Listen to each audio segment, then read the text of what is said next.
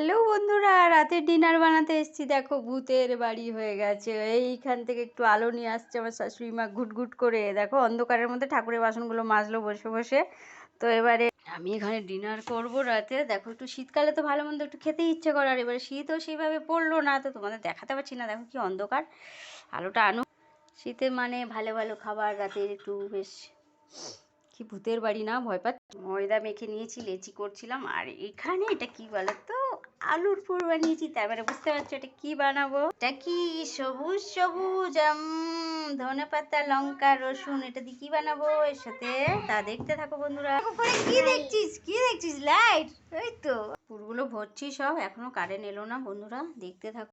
তো আজ রাতে যে ধনে পাতার চাটনি করবো এটা, আর এটা রেডি হয়ে গেছে, এটা ভেজে নেবো। কারেন্টটা চলে এসছে বন্ধুরা, খুব চিন্তায় ছিলাম কখন আসবে চাটনিটা।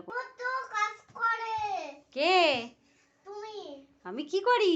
কাজ কত, রান্না বান্না করো, দিদুন রান্না করে কত কাজ। ছুরি বাবা রে, কি কথা, কত সুন্দর ফুলছে দেখো আলুর পরোটা বন্ধুরা। আলু কা পরোটা রেডি। তো কারা কারা খাবে চলে এসো। আর এখানে চাটনিও রেডি, এর সাথে লেবু দিয়েছি, টমেটো সস দিয়ে। আর ওখানে কত মাসে খেতে দিয়েছি, আর কালকে একটু স্টু আছে, ওই দিয়ে হয়ে যাচ্ছে।